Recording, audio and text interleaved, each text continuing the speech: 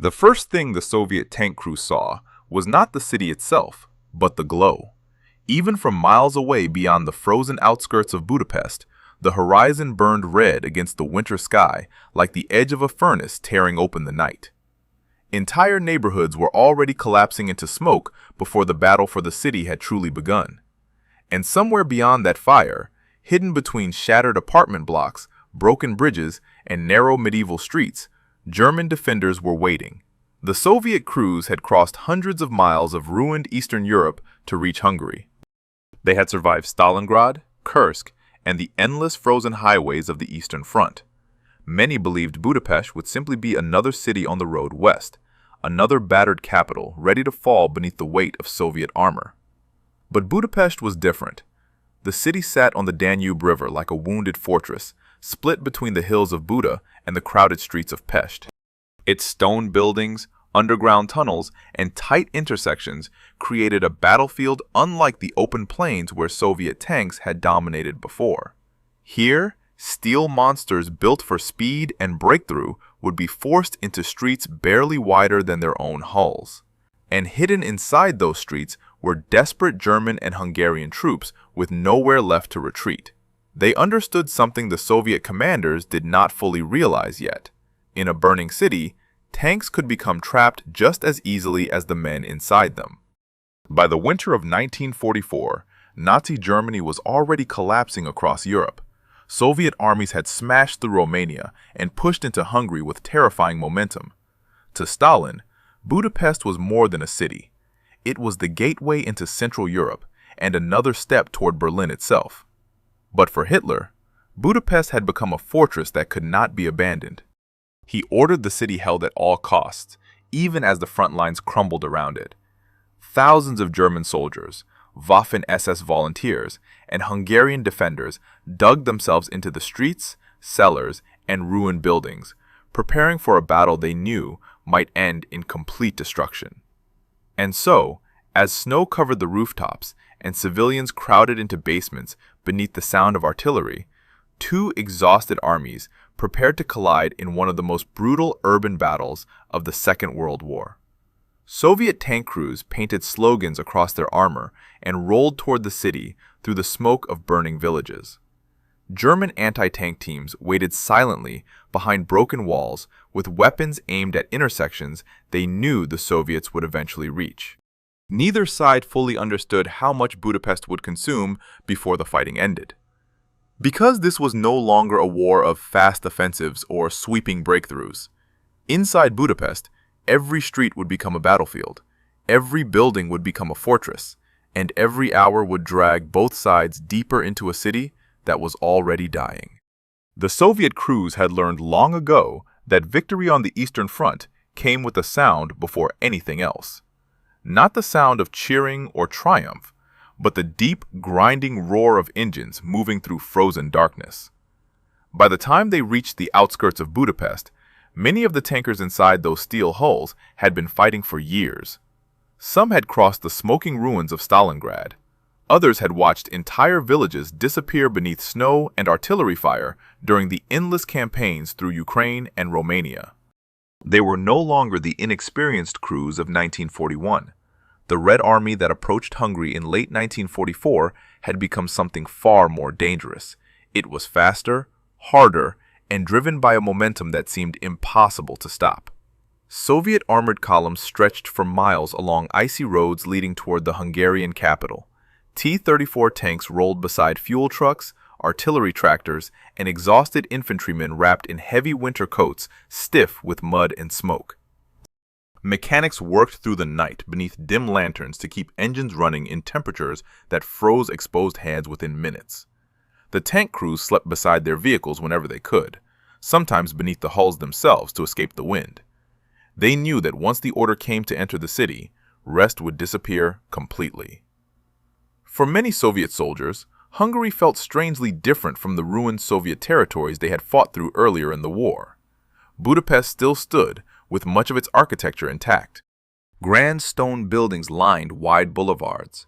Streetcars sat abandoned on frozen tracks. Church towers rose above the smoke like dark silhouettes against the winter sky. But beneath that surface, the city was preparing to become a trap.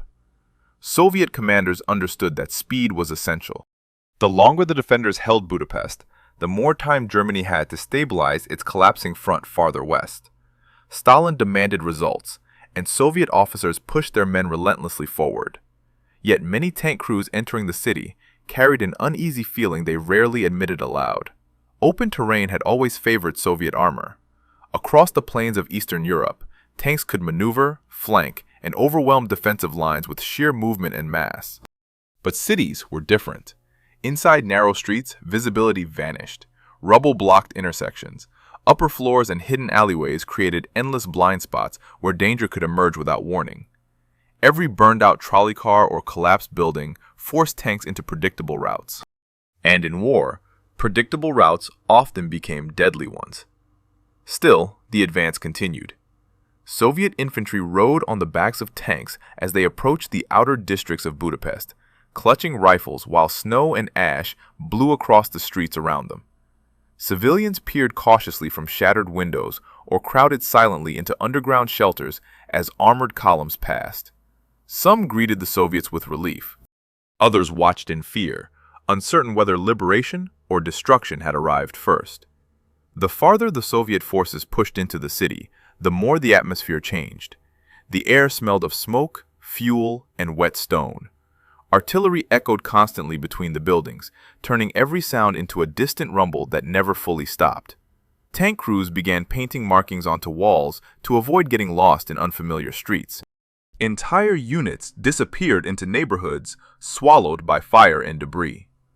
And somewhere ahead, hidden beyond the smoke drifting through Budapest at dusk, German defenders waited behind barricades and broken walls, studying every intersection where Soviet armor would soon appear. Inside Budapest, the men waiting behind the barricades already understood something the Soviet armies advancing toward them did not yet fully grasp. The city could not be defended forever, but it could consume enormous amounts of time, fuel, and lives before it finally collapsed. By the winter of 1944, Germany was fighting a war it could no longer truly win. The Eastern Front had been shattered again and again by relentless Soviet offensives. Entire divisions that once drove deep into Soviet territory now existed only as fragments, stitched together from exhausted survivors, young recruits, and foreign volunteers pulled from across occupied Europe. Yet Hitler refused to abandon Hungary. Budapest mattered too much politically, strategically, and symbolically. The oil fields farther southwest remained some of Germany's last important fuel sources, and losing the Hungarian capital would open the road toward Vienna and the heart of Central Europe itself. Orders flowed into the city, demanding absolute resistance. Retreat was forbidden. Surrender was unthinkable. So German commanders transformed Budapest into a fortress. Defensive lines spread through apartment blocks, railway stations, factories, and government buildings. Anti-tank guns were hidden behind piles of rubble and inside shattered storefronts. Machine gun nests overlooked intersections where Soviet armor would eventually have to pass. Engineers prepared bridges for demolition, while soldiers carried ammunition through underground sewer tunnels to avoid artillery fire above ground. The defenders were not made up of a single, unified force. German Wehrmacht soldiers fought beside Waffen-SS units and Hungarian troops whose country had already been devastated by years of war. Some were experienced veterans hardened by the Eastern Front. Others were barely trained young men handed rifles only weeks earlier. Yet despite their differences, many shared the same grim understanding. If Budapest fell, there would likely be no stable front left behind it. Among the most determined defenders were foreign volunteers attached to Waffen-SS formations. Scandinavians, Germans, Hungarians, and other European fighters found themselves trapped together inside a city slowly being surrounded from every direction.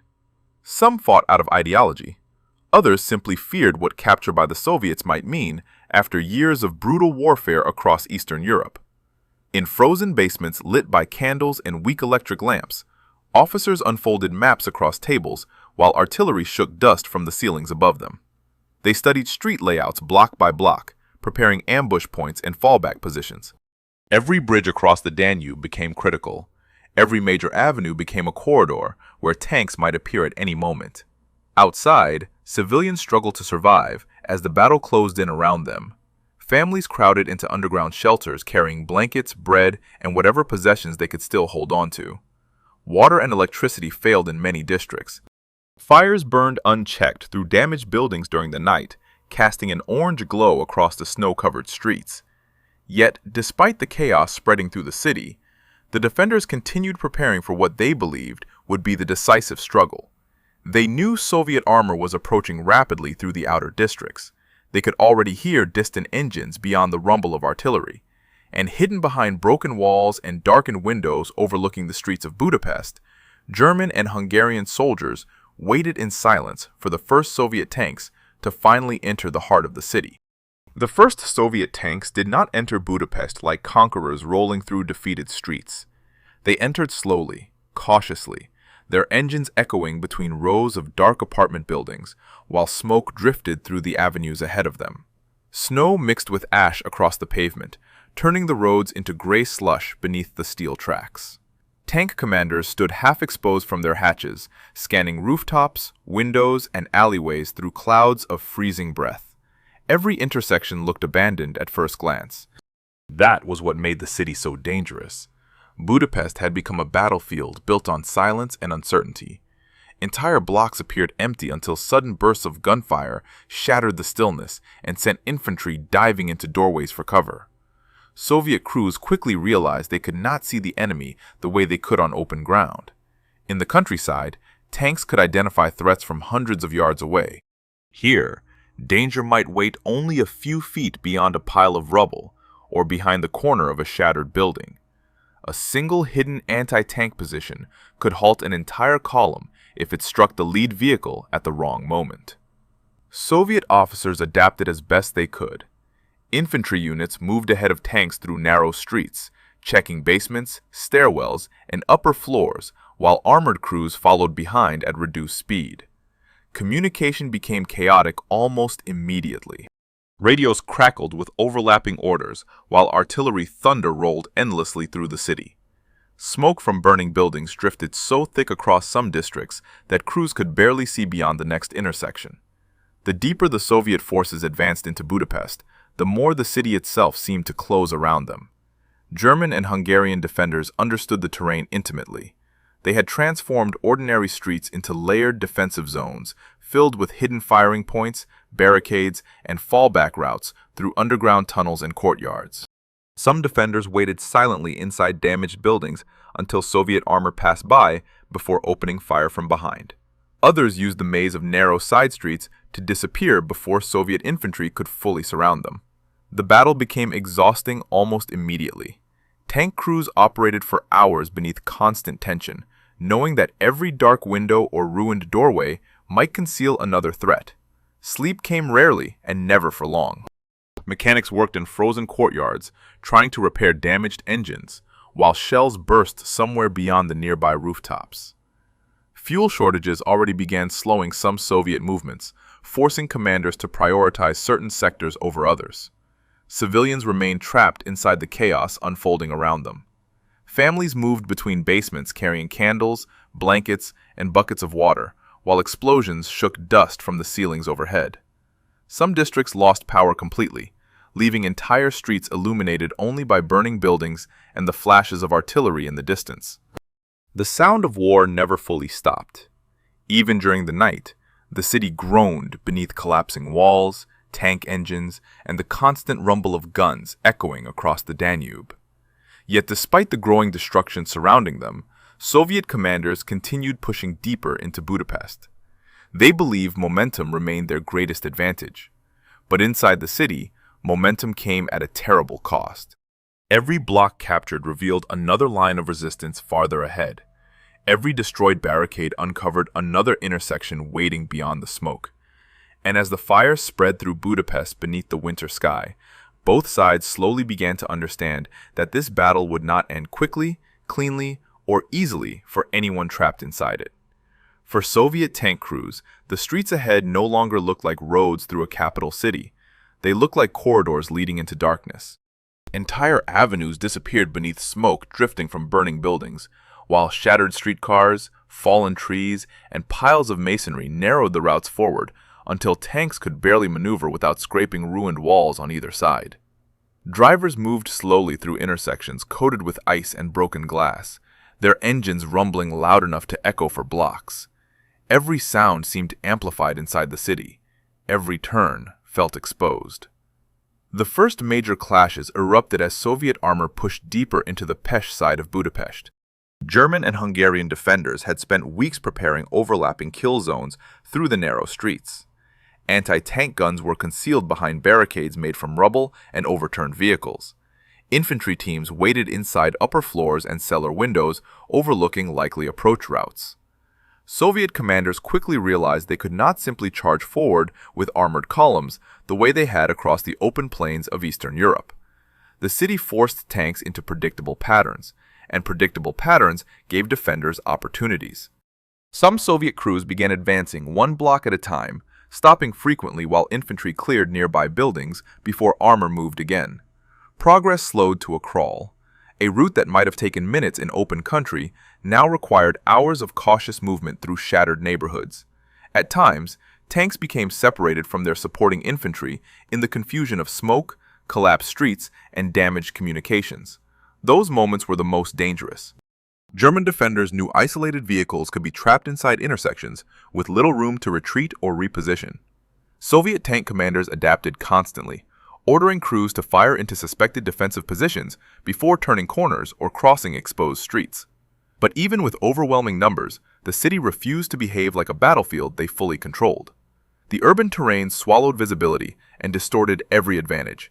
In some districts, fighting unfolded floor by floor above the tanks, while civilians hid in underground shelters beneath them. The contrast inside Budapest became surreal. One moment, Soviet soldiers moved cautiously past abandoned cafes and frozen fountains covered in snow. The next, artillery impacts shook entire blocks while debris rained into the streets below. Fires spread through apartment buildings faster than exhausted firefighters could respond. At night, the glow from burning districts reflected off low clouds above the city, creating an endless orange haze visible for miles. The psychological pressure on both sides grew heavier with each passing day. Soviet tank crews spent hours sealed inside steel hulls filled with smoke, fuel fumes, and the constant vibration of engines. Many had barely slept since entering the city. German defenders operated under equally crushing tension, moving through tunnels, basements, and shattered stairwells while Soviet artillery steadily closed around them. Everyone inside Budapest understood the same terrible reality. The battle was becoming a trap with no easy escape, yet neither side showed signs of stopping. Soviet commanders continued pushing armor forward despite mounting exhaustion and confusion. German and Hungarian defenders continued holding block after block despite shrinking supplies and collapsing defensive lines. And as another freezing night settled over Budapest, the sound of tank engines and artillery echoed across the ruined streets, while the city itself seemed to disappear beneath fire, smoke, and drifting snow. By January, the battle inside Budapest no longer resembled a coordinated military campaign. The city had become a collapsing maze where exhaustion, confusion, and survival controlled nearly every decision. Soviet units advanced through one district only to discover that German and Hungarian defenders had already fallen back into another network of barricades and fortified buildings farther ahead. Entire streets changed hands multiple times as both sides struggled to maintain control over intersections, bridges, and transportation routes buried beneath rubble and snow. The weather made everything worse. Freezing winds swept through broken windows and collapsed roofs, while snow collected inside abandoned apartments and burned out vehicles. Soldiers on both sides wrapped themselves in blankets, curtains, or anything else they could find to fight the cold. Engines froze during the night if mechanics failed to keep them running long enough. Fuel became increasingly precious. Soviet supply trucks fought their way through crowded streets clogged with debris and damaged equipment, while German defenders rationed ammunition and food inside shrinking pockets of resistance. Hunger began creeping into the city alongside the smoke and destruction. Civilians suffered the most. Thousands remained trapped underground in basements, subway tunnels, and makeshift shelters, while artillery fire shook the streets above them day and night. Water lines failed in many neighborhoods. Electricity disappeared block by block. Families burned furniture for warmth, while waiting through endless nights filled with the sounds of tank engines, collapsing walls, and distant explosions echoing across the Danube. Yet despite the misery spreading through Budapest, the fighting only intensified. Soviet commanders understood that every delay cost valuable time. Stalin wanted the city taken quickly, and pressure from higher command pushed Soviet forces harder each day. Tank crews and infantry units were ordered deeper into districts already shattered by previous bombardments. But the farther they advanced, the more difficult coordination became. Streets were blocked by wrecked trams, cratered pavement, and collapsed buildings. Smoke drifted so heavily through some sectors that units became disoriented even with maps. Men who had survived years on the Eastern Front admitted privately that urban combat inside Budapest felt unlike anything they had experienced before. German and Hungarian defenders faced their own nightmare. Supplies dwindled steadily, while Soviet artillery closed tighter around the city.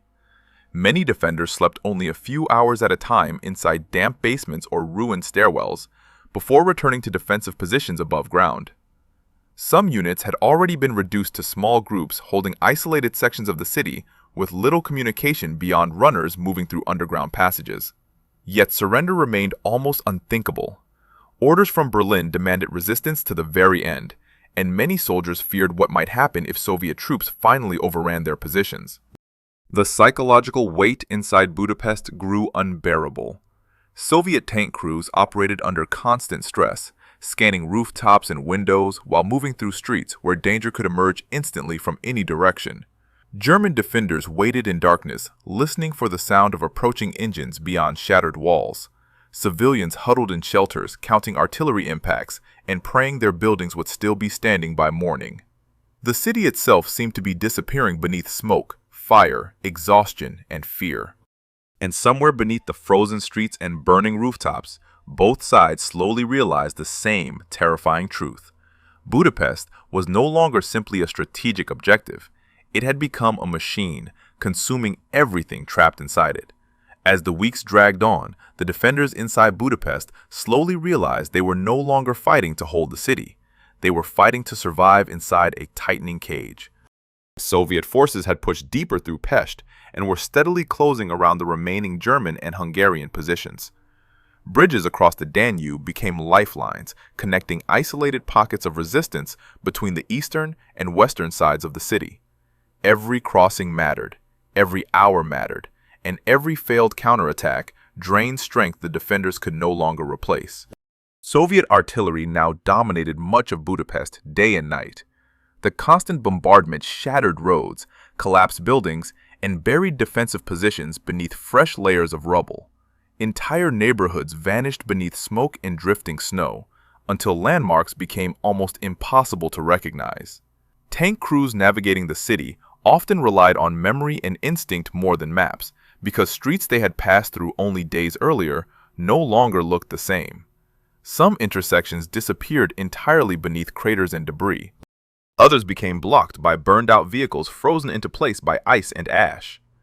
Yet despite Soviet pressure increasing from every direction, German commanders inside Budapest continued receiving orders to resist. Hitler demanded the city hold at all costs, convinced that relief forces from outside the encirclement could still break through and stabilize the front. And for a brief moment, hope flickered through the exhausted defenders. German armored units launched desperate operations from outside the city in an attempt to reach Budapest. The sound of distant fighting beyond the Soviet lines spread quickly through the trapped garrison. Rumors raced through basements and ruined buildings that rescue forces were only miles away. Some soldiers believed they might still escape the nightmare consuming the city. But the relief operations failed one after another. Soviet defenses held firm, and the encirclement tightened further with each passing day. Inside Budapest, the consequences became impossible to ignore. Food shortages turned severe. Ammunition had to be rationed carefully. Medical supplies nearly vanished in some sectors. Wounded soldiers crowded underground shelters, where overworked doctors operated beneath candlelight while artillery shook dust from the ceilings above them. Civilians suffered alongside the soldiers, trapped inside freezing buildings with little heat, little clean water, and almost no certainty about what tomorrow would bring. Soviet troops sensed the shift as well. The defenders still fought fiercely, but signs of exhaustion appeared everywhere. Some German positions that once resisted for days now collapsed within hours under sustained pressure. Communications between defensive sectors became unreliable. Small groups of defenders wandered through ruined streets, trying to reconnect with units that no longer existed. Soviet infantry advancing behind tanks began encountering abandoned positions where exhausted soldiers had withdrawn during the night to avoid complete encirclement. The psychological strain on everyone inside the city reached unbearable levels. Soviet crews lived with the constant fear of ambush while pushing through increasingly devastated streets. German and Hungarian defenders understood the ring around Budapest was closing tighter each day. Civilians no longer spoke about when the battle would end. They only wondered whether their shelters would survive another night. And above the frozen city, beneath skies glowing orange from endless fires, Budapest itself seemed to groan under the weight of collapse. The battle had passed beyond strategy and maneuver. Now it had become a slow, crushing process where exhaustion, hunger, and hopelessness were beginning to destroy the defenders long before the final Soviet assault would arrive. By February 1945, Budapest no longer looked like a functioning capital. It looked like the remains of a civilization collapsing into ash and snow. Entire districts had been reduced to blackened ruins, where only broken walls and twisted streetcar tracks remained visible beneath the drifting smoke. Fires still burned across parts of the city day and night, casting a permanent orange glow over the frozen skyline. The Danube flowed dark beneath shattered bridges, while artillery thunder rolled endlessly across both sides of the river. Inside the shrinking pockets of resistance, German and Hungarian defenders understood the end was approaching. Soviet forces had pushed deeper into Buda, steadily crushing the final defensive zones block by block. Ammunition was nearly exhausted in many sectors. Food had almost disappeared. Exhausted soldiers moved through underground passages and ruined courtyards carrying messages because radio communication had collapsed in parts of the city. Some units had been reduced to only a handful of men, holding isolated positions inside burned-out buildings and basements filled with smoke and dust. Yet, despite the hopelessness surrounding them, orders still demanded resistance. Soviet tank crews entering the western districts faced streets that barely resembled roads anymore. Rubble covered entire intersections, while collapsed buildings narrowed passageways into cramped corridors barely wide enough for armored vehicles to pass through. Tank commanders advanced cautiously beside infantry, moving through stairwells, courtyards, and frozen alleyways, searching for the remaining defenders hidden within the ruins. The fighting had lost almost all sense of front lines by this stage. A Soviet patrol might control one floor of a building, while defenders remained hidden somewhere above or below them. Entire sections of Budapest existed in darkness after power stations failed, leaving soldiers to navigate through smoke and shattered hallways, illuminated only by firelight and handheld lamps. Civilians trapped inside the city endured the final collapse alongside the soldiers around them. Families crowded into freezing shelters with little food and almost no medical care. Many had spent weeks underground, listening to artillery impacts and tank engines echo across the ruined streets overhead. Some no longer knew which side controlled the neighborhoods above them. They only knew the city was dying, one block at a time. Then came the final attempt to escape.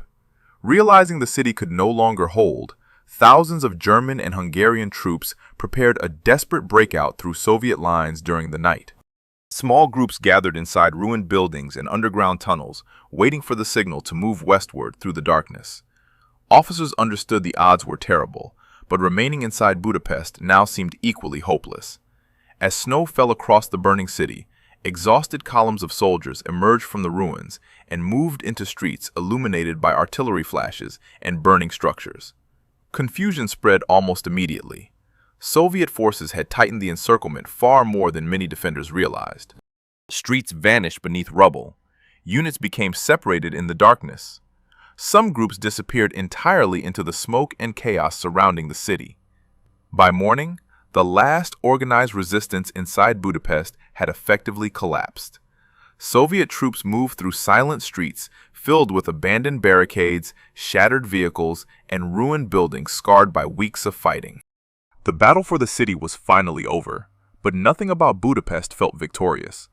The capital that once stood proudly along the Danube had been transformed into a frozen wasteland of exhaustion, fire, and ruin. And for the soldiers and civilians who survived it, the memory of those burning streets would remain long after the guns finally fell silent. When the guns finally grew quiet over Budapest, silence did not bring peace to the city. It only revealed what remained. Soviet soldiers moved through streets that no longer felt real, past frozen tram lines buried beneath rubble, burned-out tanks half covered in snow, and entire blocks where the walls still stood, but the life inside them had vanished. Smoke drifted slowly across the Danube, while church towers and government buildings rose like dark skeletons above the ruins. For weeks, Budapest had been consumed by fire, steel, exhaustion, and fear. Now the battle was over, but the city itself seemed hollowed out by something deeper than war. Soviet crews who survived the fighting carried memories that would follow them long after they continued west toward Vienna and eventually Berlin. Many had entered Budapest believing the city would fall quickly beneath the weight of Soviet armor. Instead, they found themselves trapped inside a nightmare of collapsing streets, endless artillery, freezing nights, and constant uncertainty. Tank commanders remembered intersections where visibility disappeared beneath smoke so thick it turned day into dusk. Infantrymen remembered climbing through silent apartment buildings where entire families still hid underground, waiting for a battle that had already passed over them.